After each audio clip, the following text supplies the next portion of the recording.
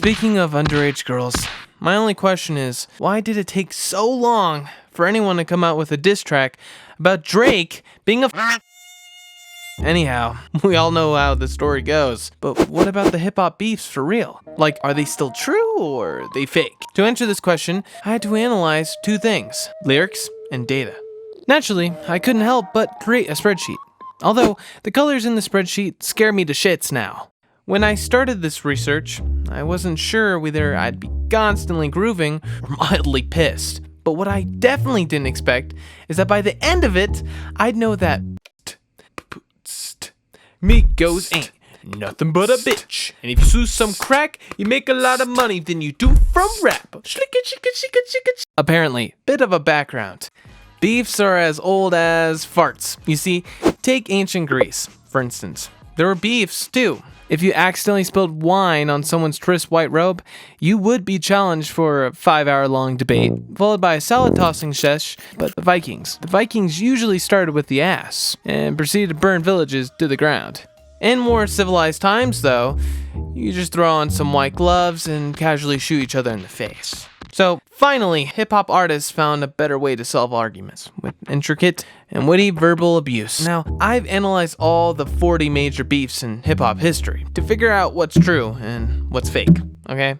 For that, I'm break beefing into 3 periods: keeping it real, keeping it fresh, keeping it alive. People think of the 80s and the 90s as the golden age of rap feudalism. East and West weren't just throwing shade, they were hurling whole lampshades, questioning everything from your street cred to your grandma's cookie recipe. The first one being the Roxanne Wars. Picture 1984. UTFO drops a track about a hard-to-get girl called Roxanne, and boom, the streets are buzzing. But 14-year-old Roxanne Shanty was like, my name is Roxanne. And she swung back with the first ever diss track, yo. Suddenly, being Roxanne was the hottest thing in town. After parachute pants and marmalades. But the real beef hit the fan when rap's dynamic duo, Tupac Shakur and Biggie Smalls, ditched their friendship bracelets for some major coastal drama. The story goes like this. Tupac wants to record some killer lines, but on the way to the studio, he gets shot and robbed, with Biggie being suspiciously nearby. Tupac has some legit questions though, but he gets jail time instead. So while Tupac goes to jail in order to get some chill and gain some street cred, Biggie just has too much time on his hands. So he wrote a diss track, Who Shot Ya? Tupac fired back with a Hit 'Em Up, with some timeless lyrics like, you claim to be a player, but I f***ed your wife. So that kind of killed the buzz, and then Tupac gets shot again. This time, dead. So what, man? No biggie. Laugh now, cry later. A rhyme greater. Nice line, Biggie! So now, if you're thinking it started some serious gangs beef mashup hokey style, you're wrong. Okay, ladies and gentlemen. Now as we ban the use of guns and other pyrotechnics during disses, we can finally address the last question on our agenda. What type of stitching snitches should get? Are we talking running stitch? Lock stitch? Cover stitch? Overlock? After the Tupac Biggie incident, the rappers continued dissing each other, focusing on such matters like money, threats, and disregarding each other's status.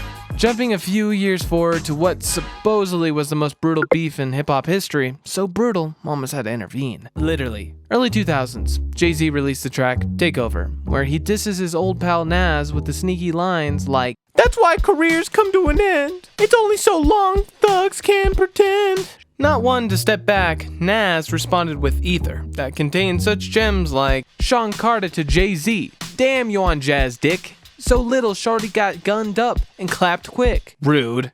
So rude. Jay-Z's mom had enough of the whole beef thing. Bitch, you were kissing my dick when you were kissing that bitch. Sean Corey Carter, did I raise you to talk about your friends in such a manner?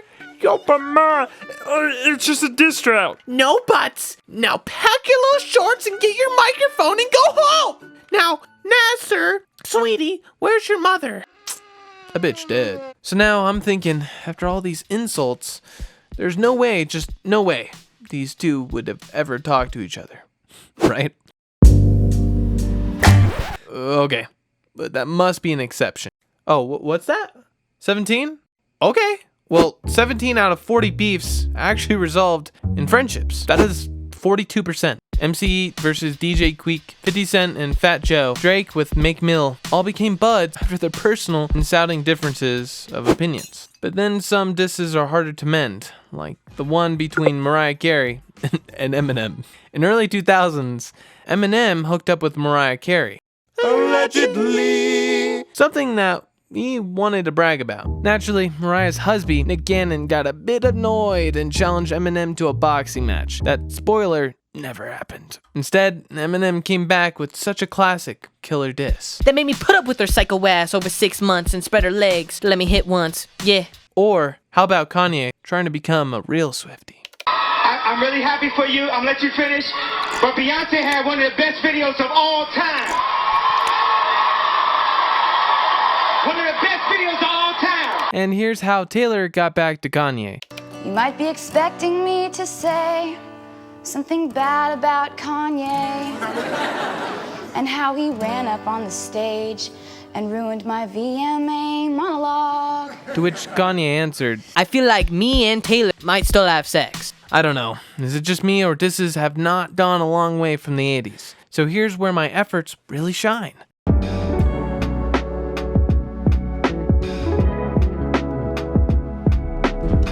Now let's look at the stats and what rap disses have been mostly based on. Being a shitty rapper, 80%. Family Matters, 30%. Appearance, 27%. Betrayal, 12%. Money talk, 25%. Status in the game, 52%. And sending threats in the 30%. Out of 40 beefs, only 8 involved guns or fists.